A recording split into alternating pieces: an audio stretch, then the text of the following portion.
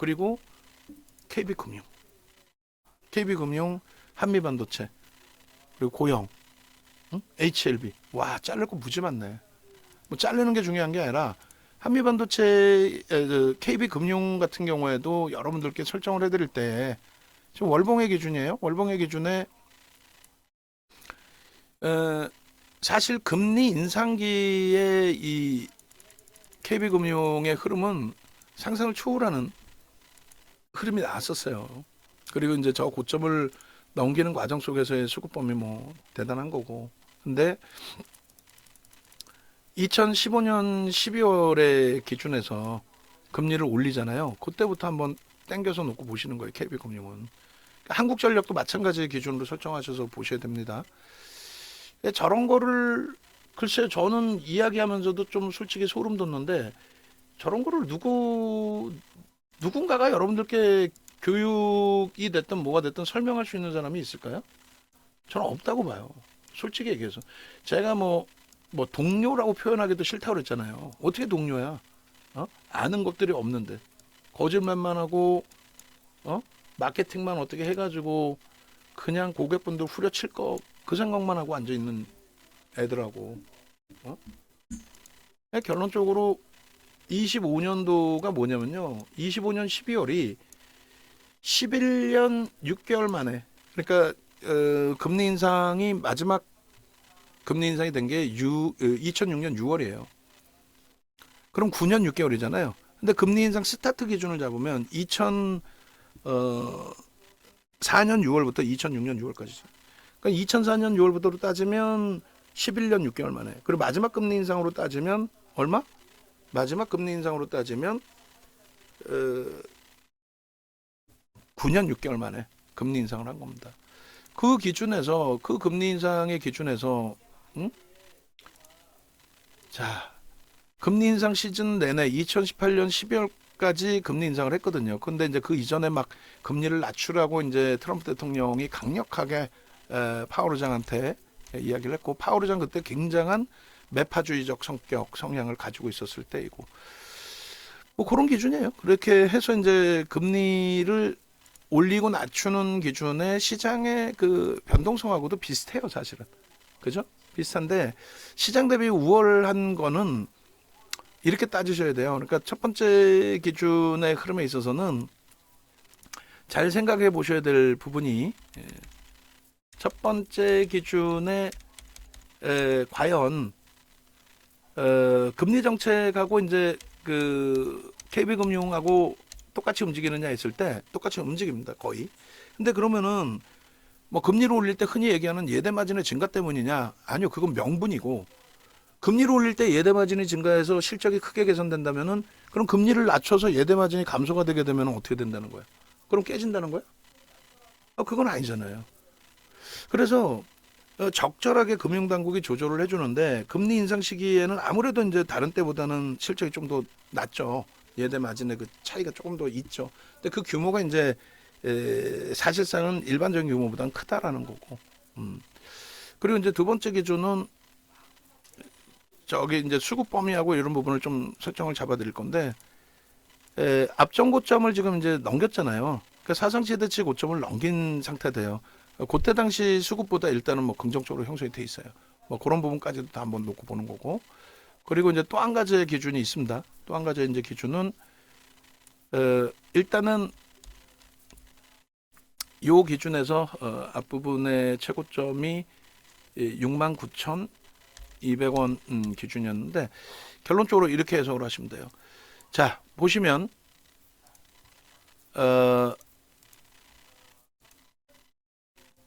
2018년도 기준이 되겠죠? 2018년도에 최고점을 찍을 때까지의 기준에서 지금은 이제 수급 범위가 안 나옵니다만 수급이 유입되면서의 흐름이 된 거예요. 그래서 결론은 그 OMA, 20MA 거래량, 양봉의 거래량을 터뜨리고 움직임이 양봉이 나올 때의 기준에서 저런 이제 추이 추세가 지속이 됐다는 거죠. 그러니까 우리가 한국전력 보는 거하고 KB금융을 보고 주도주로서 넣어 놓는 거하고는 같은 맥락이에요. 무슨 말이냐면은 2018년 12월까지인데 중간에 벌써 꺾이고 내려왔지만 저거는 이제 트럼프 대통령의 강압적인 재선을 앞두고 강압적인 기준에서의 금리 인하 입김이 형성이 된 거죠. 중간선거 앞두고 또 난 재선을 해야 돼 막 이런 기준에서 금리를 낮춰서 돈을 뿌리고 싶은 정부의 입장, 또 집권 여당의 입장, 뭐 그 기준이 된 겁니다. 그 과정 속에 코로나19가 터지면서 제로 금리로 다시 낮췄죠.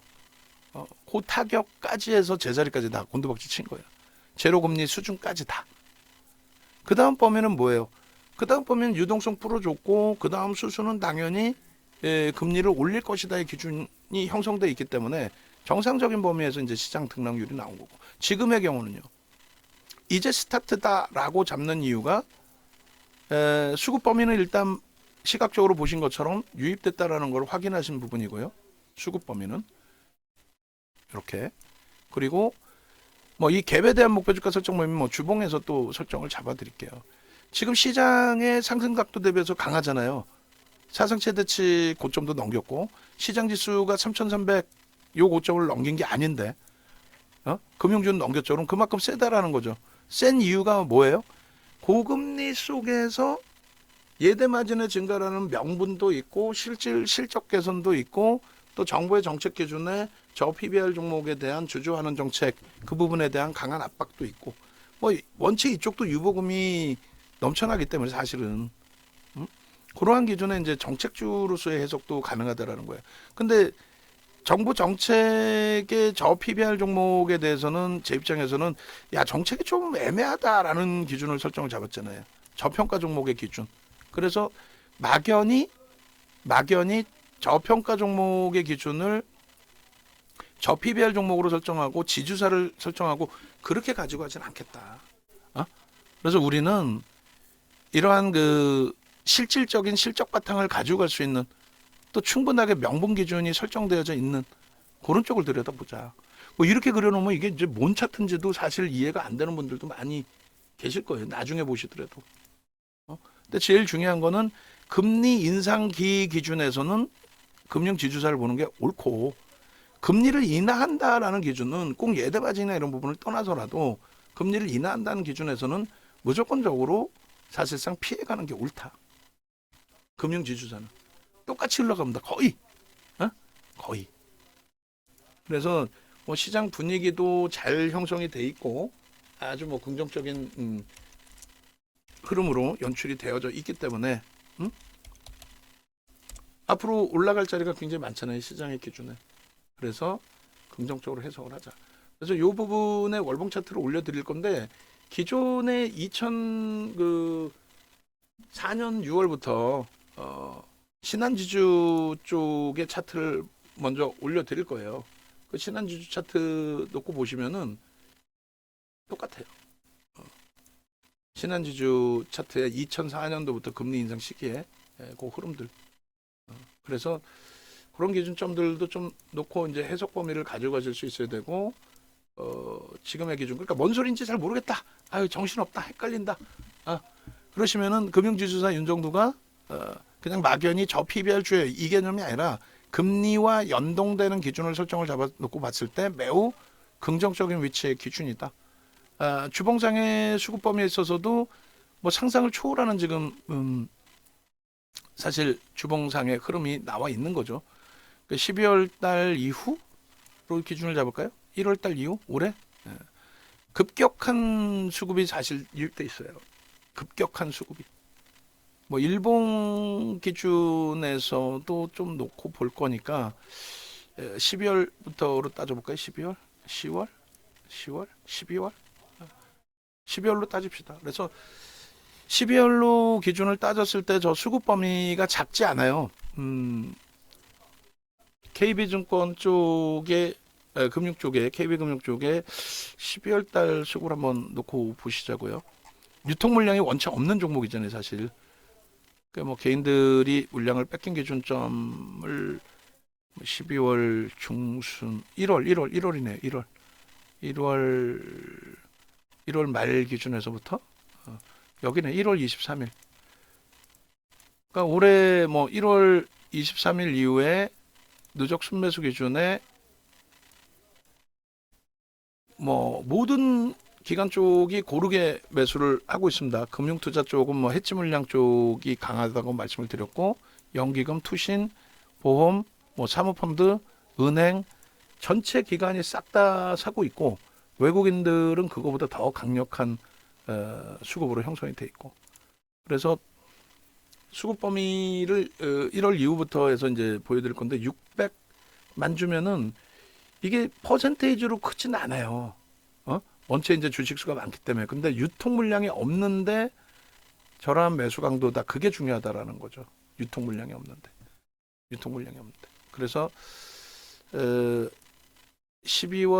23일 2401 23일부터 24년 03월 04일까지 누적 수급 범위 보시면은 이제 뭐 KB금융 같은 경우가 얘가 이제 6억 주죠. 4억 주네. 4억 3천만 주, 4억 300만 주, 4억 주죠. 4억 주에 1.5%. 어우, 적지 않습니다. 1.5% 이상의 매집. 그리고 매수 평균 단가 기준 잡으면 저게 이제 공매대차 상환 범위라고 할지라도 절대 뭐 적은 규모이거나 제한적인 규모이거나 뭐 그렇지 않다라는 걸 말씀드리는 거예요. 그렇게 해서 이렇게 자, 이렇게 기준 잡아서 이렇게. 그래서 일단은 제 방 문 좀 닫아 주실래요? 제 방 문 좀 닫아 주세요. 아우, 저기 지금 통화를 하고 계셔가지고 이쪽에 자꾸 평균 단가 부분이. 그래서 이쪽은 뭐 그 다른 종목의 2, 3%, 뭐 3에서 5%, 5에서 10% 그거랑 완전히 다르잖아요. 일단 뭐 62,000원 기준의 평균 단가니까 그 부분도 이제 좀 염두를 해두시고, 프리미엄이 뭐 일부 붙을 수밖에 없죠. 근데 프리미엄이 뭐 과도할 정도로 붙어 있는 건 아니니까 뭐 눌림목을 이용하시든 아니면 추가적인 매수 강도가 들어오고 탄력을 받으면 그때 또 잡으시든 그렇게 하시면 돼요. 그거는 이제 제가 설정을 잡아드리면 되죠. 그래서 뭐 캔들 기준에서도 뭐 주봉장의 기준에 매우 긍정적으로 1월 이후의 기준을 놓고 잡으셔서 보시더라도 그냥 배우신 그대로의 교과서적인 내용이에요. 상승 장악 확인형, 그 다음에 망청. 근데 그러한 수급 그 캔들이 형성돼 있을 때 결론적으로 수급이 뒷받침되어 있는 흐름 속에서의 기준이다. 그리고 지금의 기준은 샛별형의 기준으로 해석해서 놓고 볼 수 있다. 그죠? 샛별형의 기준으로. 거기에 수급 범위가 뭐 다시금 아름아름 들어오는 기준이다.